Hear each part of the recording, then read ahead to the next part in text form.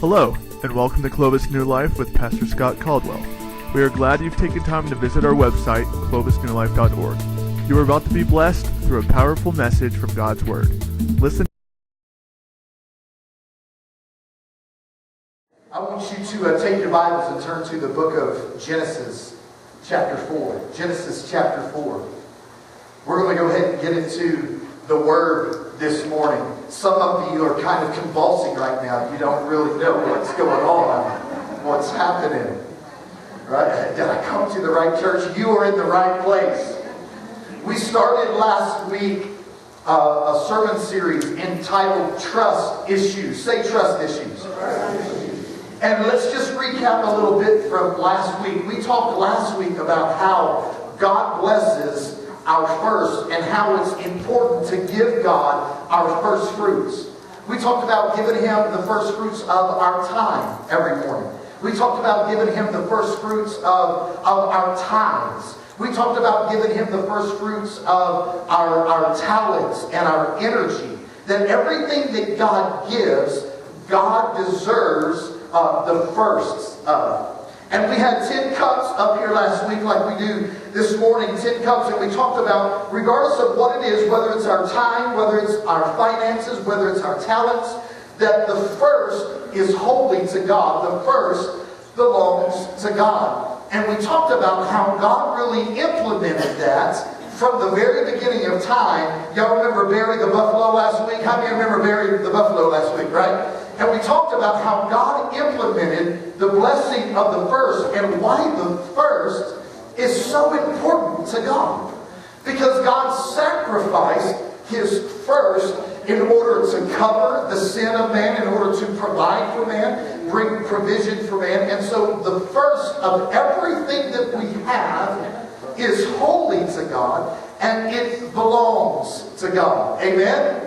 And so today I want to continue on this, and we'll get back to our cup illustration here in just a little bit, but I want to read our passage of Scripture, our text, Genesis chapter 4, verses 2 through 6.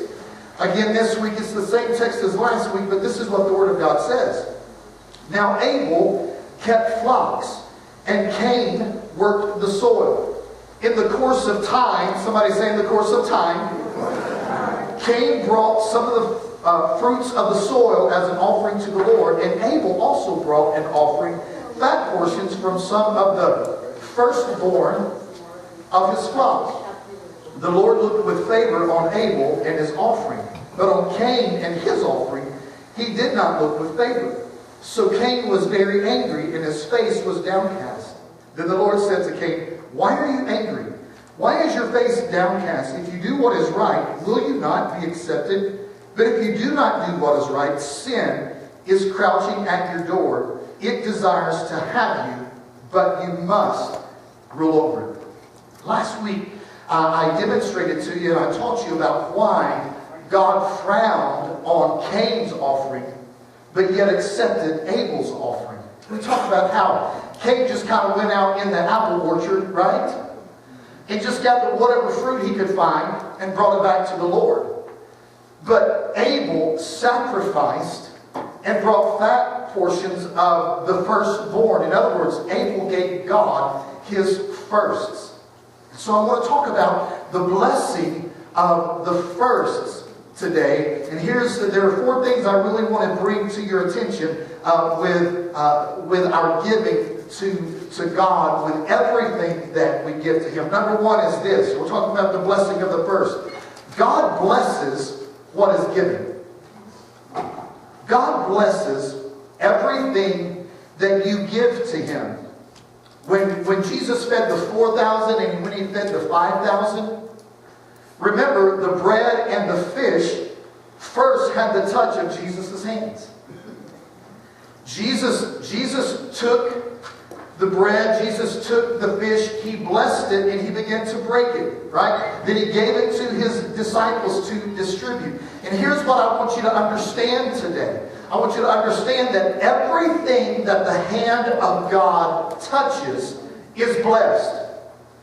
Everything the hand of God touches is blessed. Don, would you come and help me just real quick? Don's going to be God today. Right? Your dream finally came true. And I'm just going to take a $1 bill here. Now here's the thing that I want you to understand. I can take this $1 bill and I can do with it whatever I want to and spend it without a blessing. Right? Or I can take it and I can give it to God. And because now it's in the hands of God, the Bible says, give and it will be given. But because it's been in the hands of God, when God gives it back, it's now blessed. That means wherever I plant it, I can bring forth the harvest. I want you to catch that. It's one thing just to plant any kind of seed. It's another thing to plant seed that has the touch of God on it. Because if it has the touch of God on it, it is blessed. Thank you, Don. I appreciate it. And so everything that we give to the Lord is blessed. Say, everything I give to the Lord is blessed. Luke chapter 6, verse number 38. It'll be on the Sky Bible for you. Guys, if you would, Luke 6:38 says this. Give, and it will be given to you. Right? Give, and it will be given to you. Watch this. Good measure, pressed down, shaken together, and running over will be put into your bosom. For with the same measure that you use, it will be measured back to you. Right? Everything that you give to God with His touch is blessed. In other words, little with His touch becomes much, and much with His touch becomes much more. Are you catching that this morning? Especially when it's something that is holy to God. When it's something that God asks of us. When it's something that God expects us to give back to Him. When He touches it, it is blessed. Amen. We talked about this last week, remember? We talked about how depending on where we decide to give to God, we can go through our day, and these cups will be our time right now. We can go through our day and get to this point in time during our day and begin and give God time. And we've lived all of this time during the day not being blessed by God. And so everything after what we give is blessed. We talked about not treating God like a dog last week. Y'all remember that? And how our little Yorkie stays under the table. He's just hoping a piece of meat will fall to the floor, right? And, sometimes dogs get scraps on accident. Sometimes they get scraps on purpose. Sometimes God gets scraps by accident. Sometimes God gets scraps on purpose.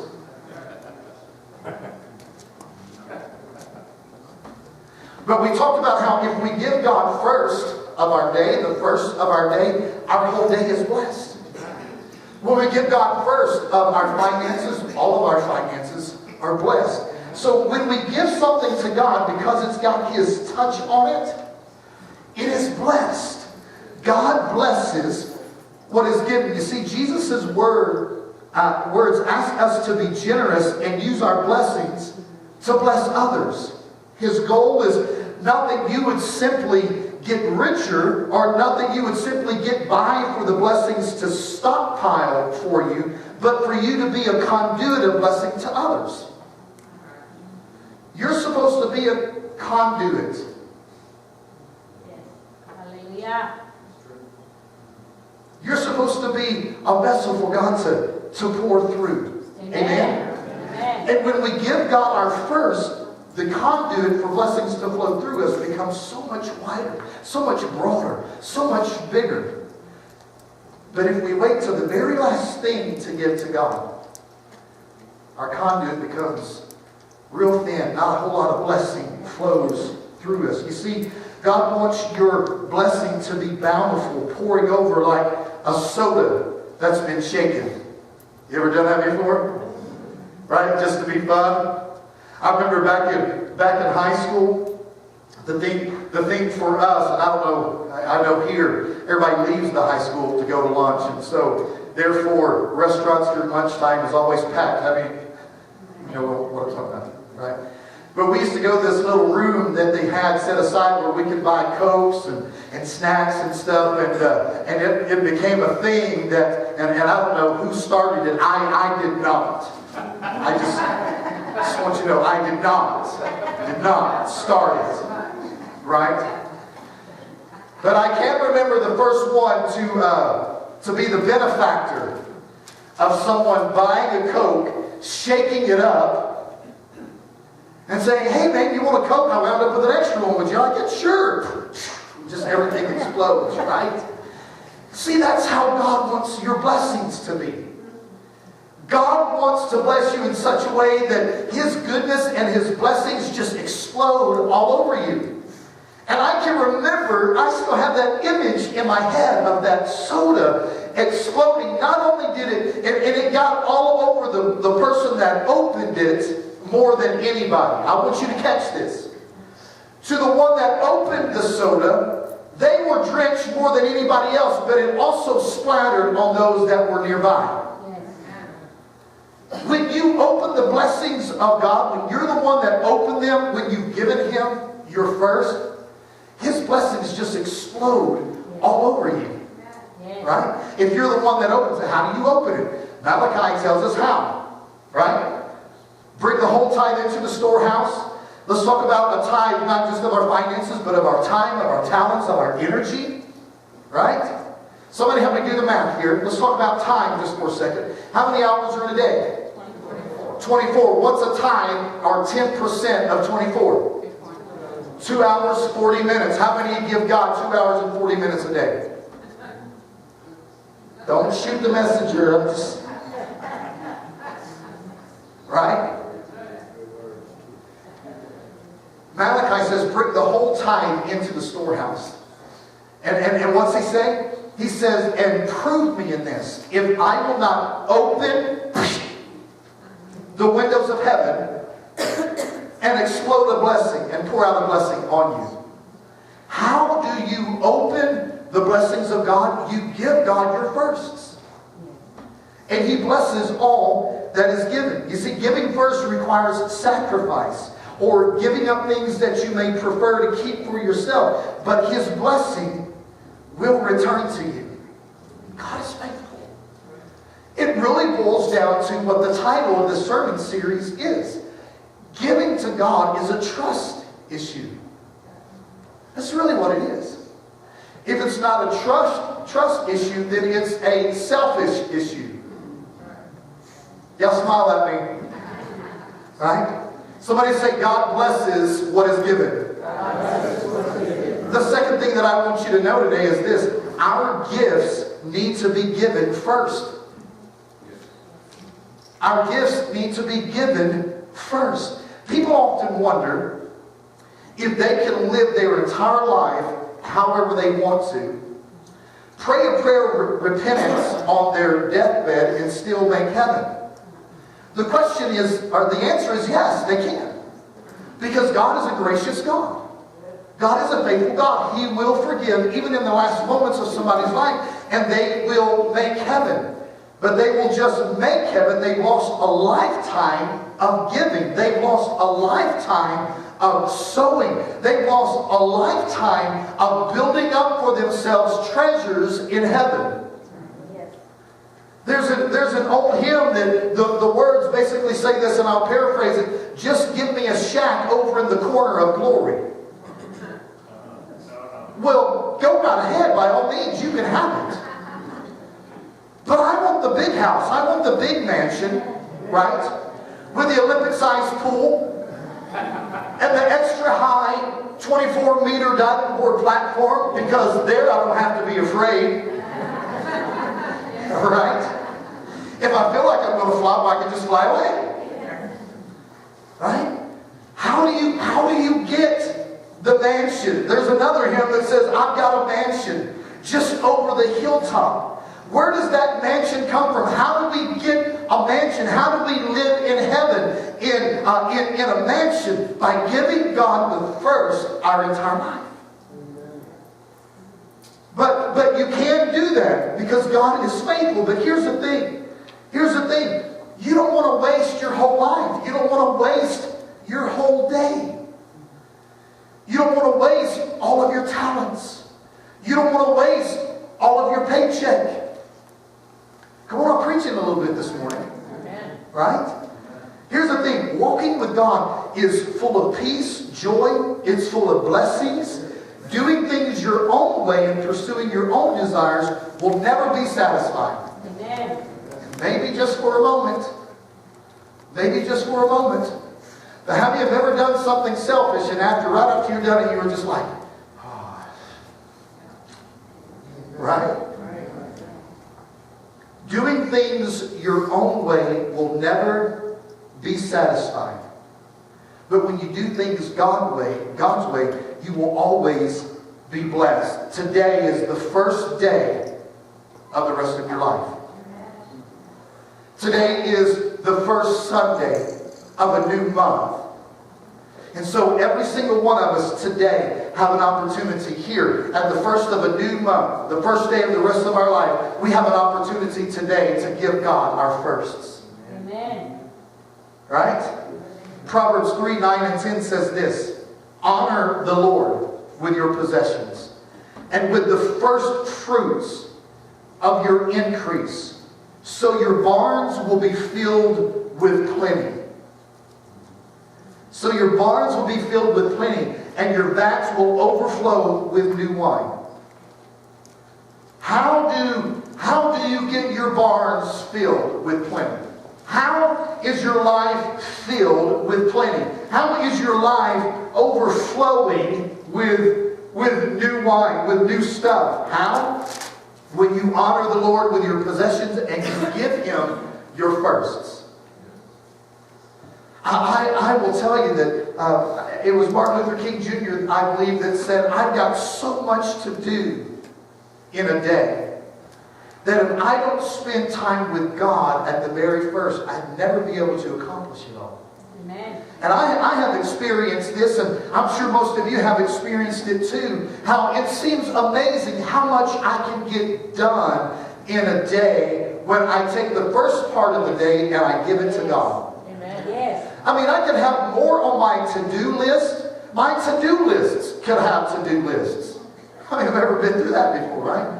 And it's amazing how things just get checked off, and at the end of the day, you look back and you say, wow, I got everything done that I was supposed to get done, and I still have some time left to do something that I want because I gave God the first part of my day.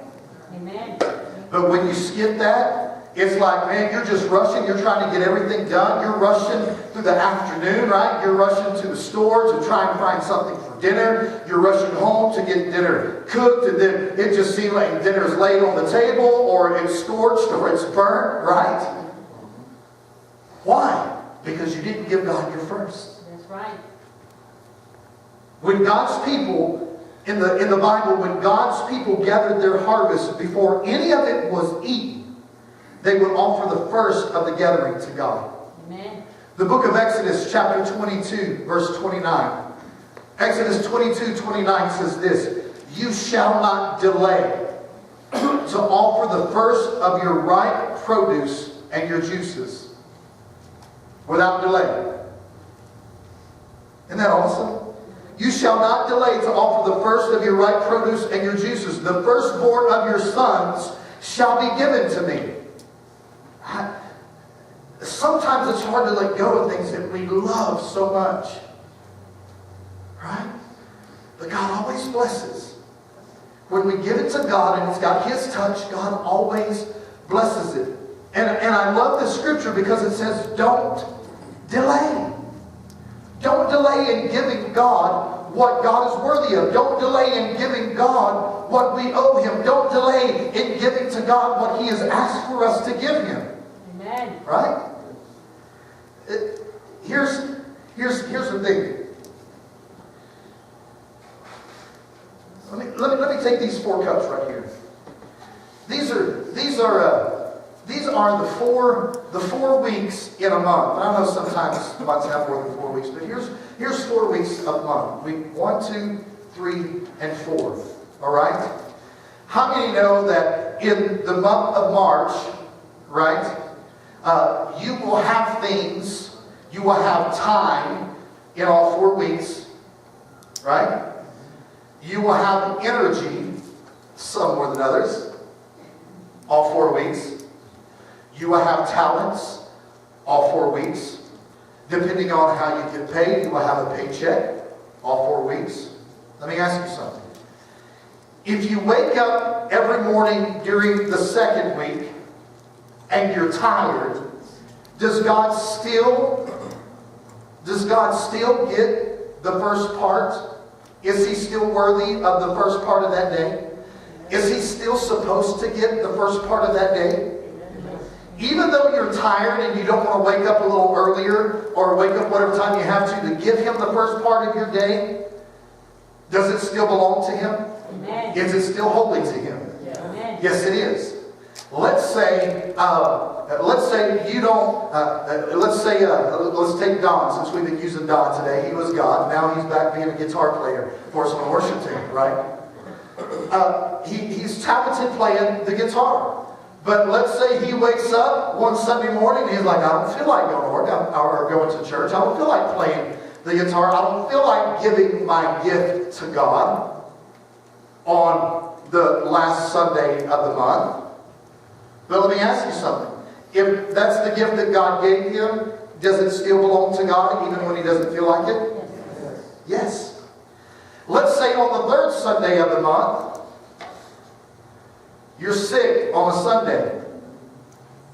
You're sick on the third Sunday of the month. And so you can't come to church. So you're not here for when we take the offering. Right? Does God still get the tithe? Does it still belong to him? Is it still holy to him?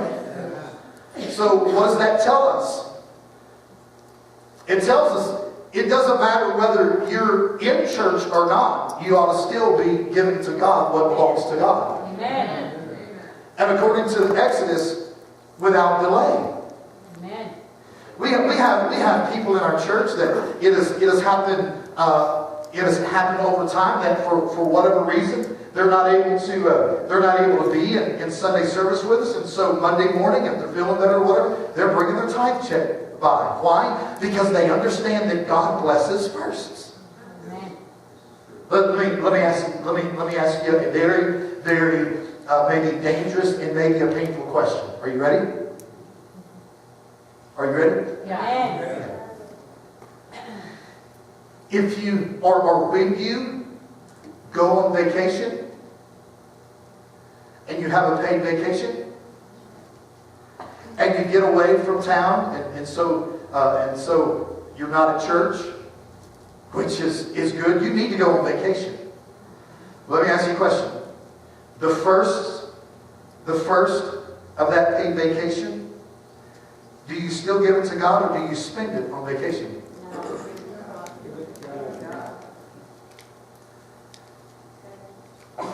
Our first belong to God regardless. Amen.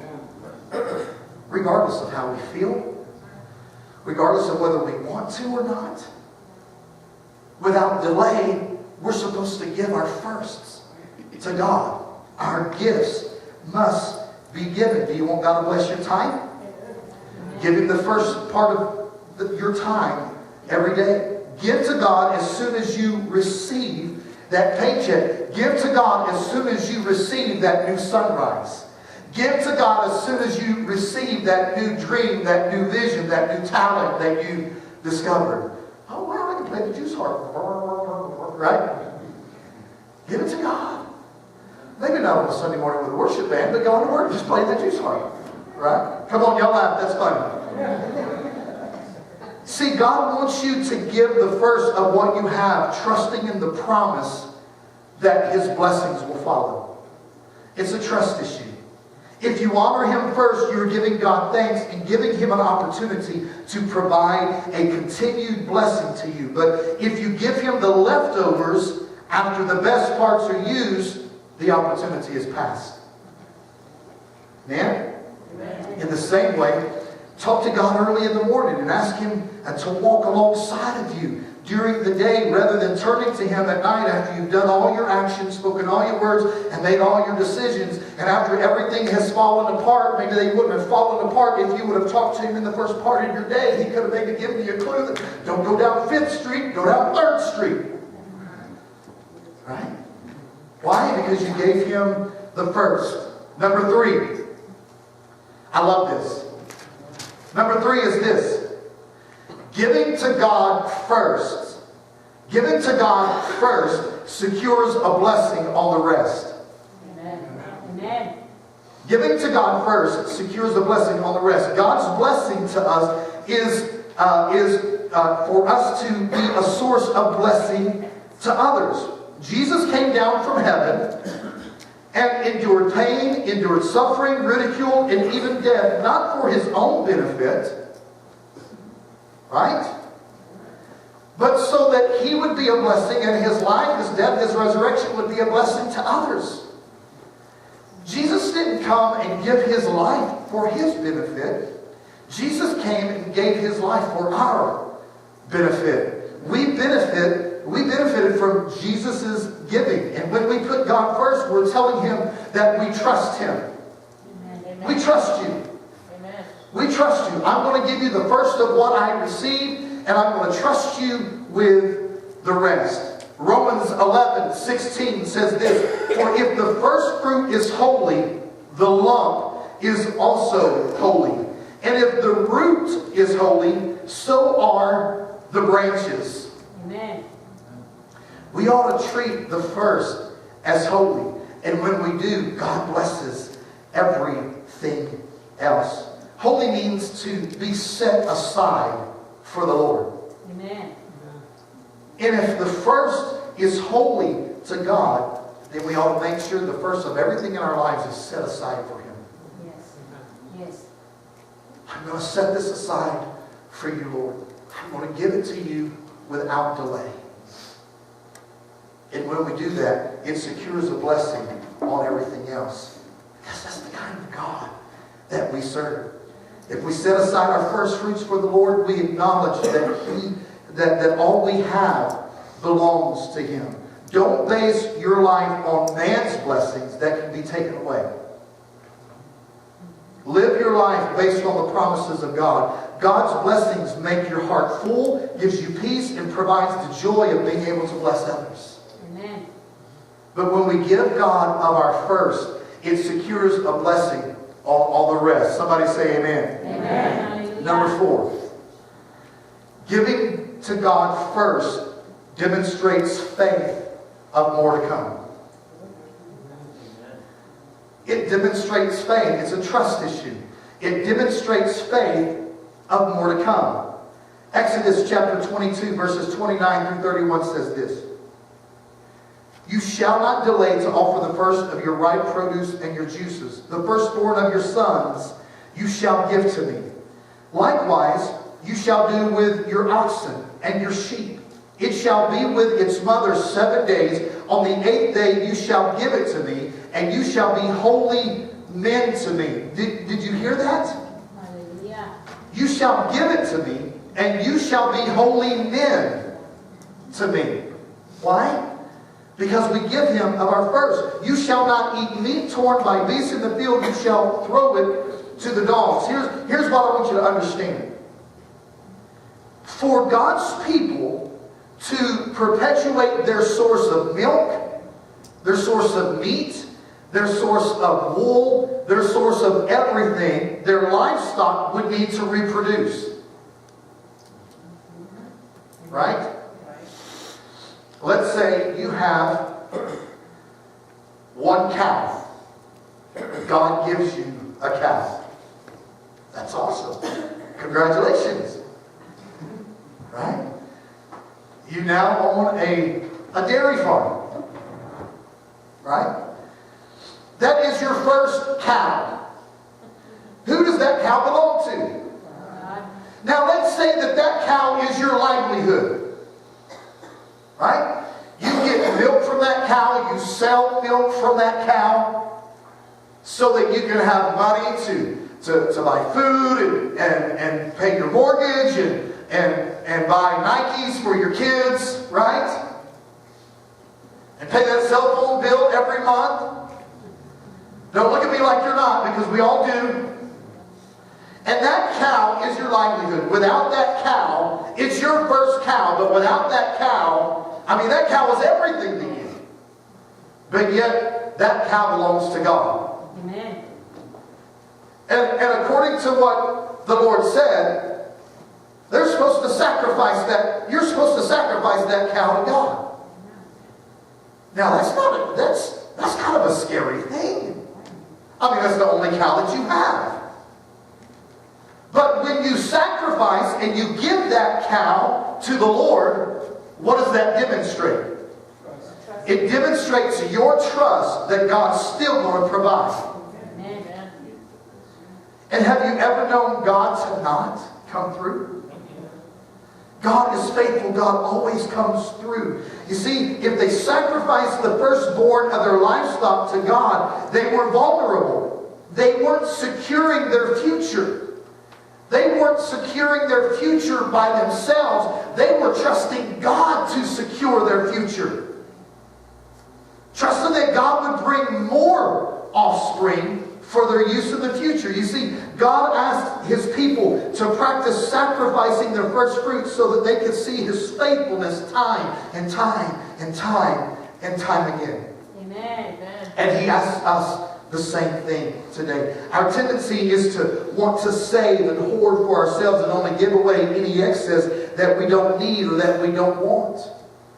That's why when we took faith promises back in November for our missions, it was a faith promise.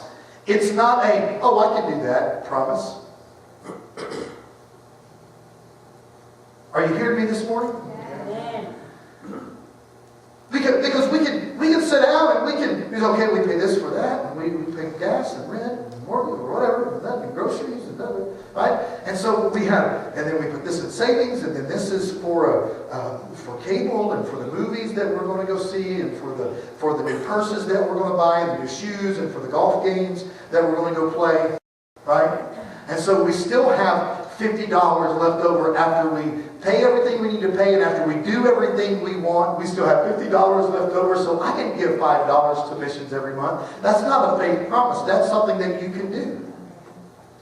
A faith promise is when you say, God, I'm going to give you this amount to missions every month. I don't know how in the world I'm going to be able to do it, but I'm going to step out in faith, and I'm going to trust you that you're going to provide in order for me to give it. That's a faith promise. Amen. Right? But our tendency is want to hang on. But God wants more than our excess. God wants our trust. Yes. God wants our faith. Yes. The just shall live by faith, not by what belongs to God. Hallelujah. 1 Corinthians chapter 15.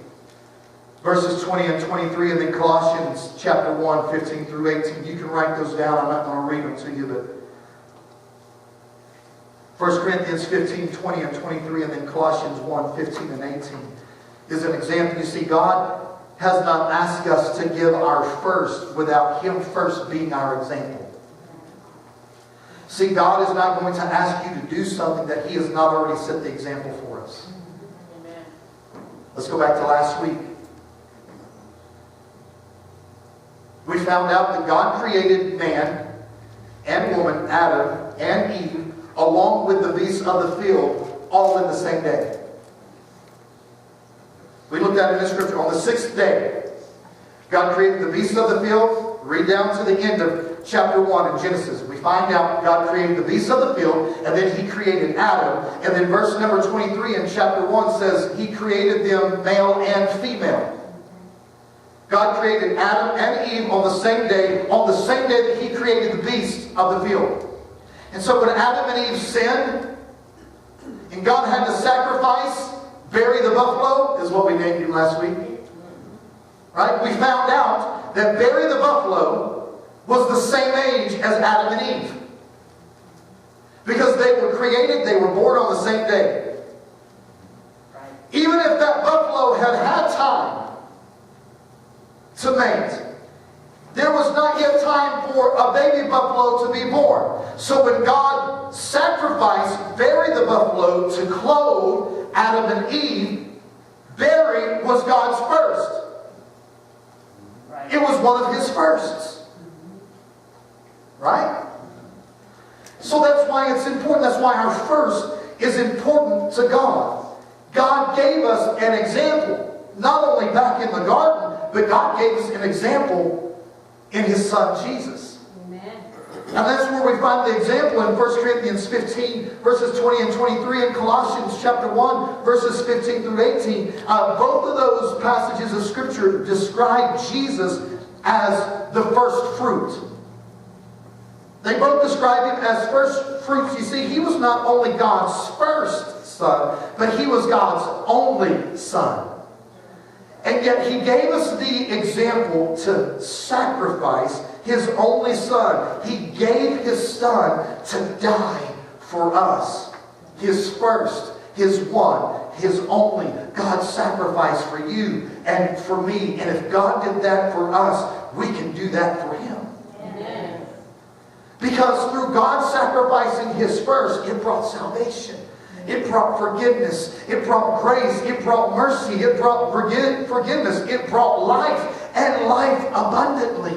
Amen. And when you give God of your first, even if it's your only, it will bring life and life abundantly into your household. Amen.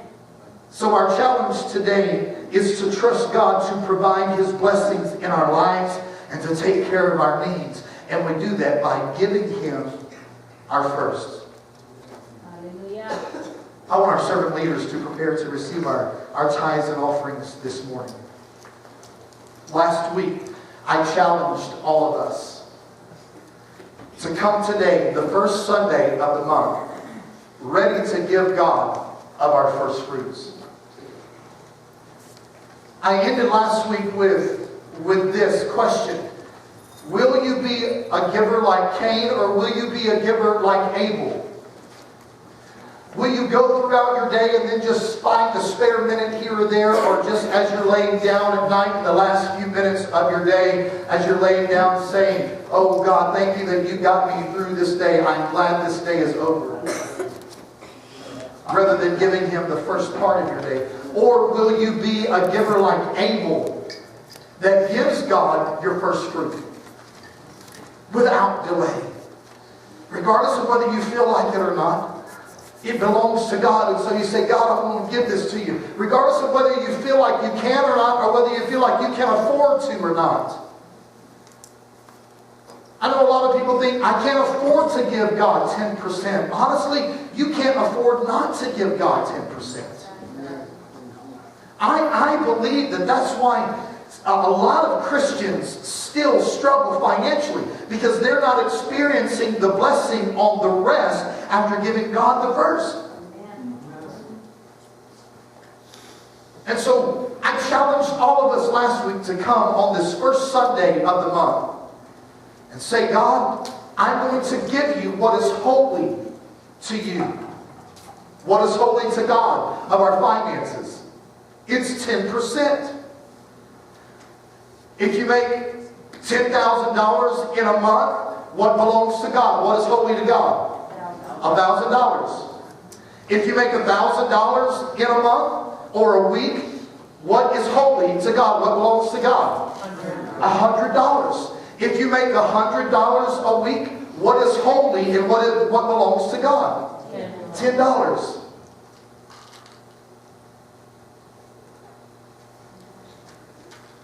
Be a tither, not a tipper. Or here's one even better. Be a tither and a tipper.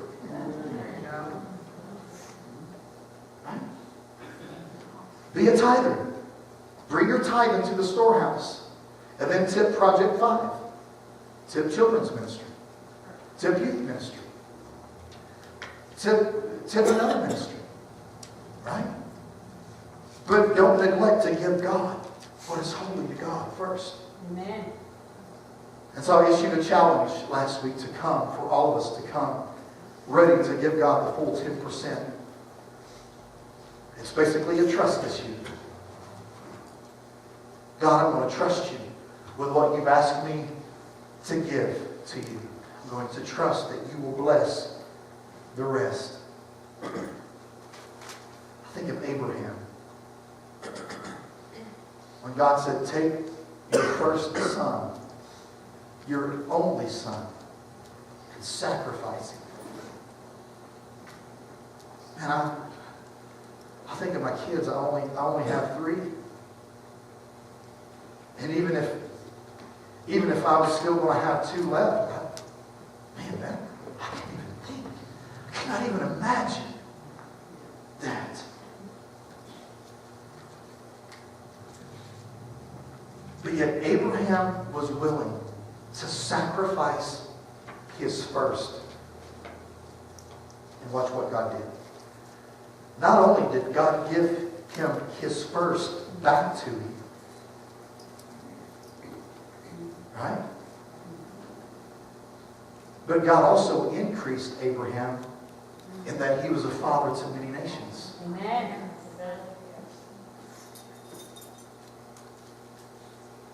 That's mind-blowing. God, I'll give you what you ask of me. I'll give you what you ask me for. I'll place it in your hand. And God touches it. God receives it and says, thank you.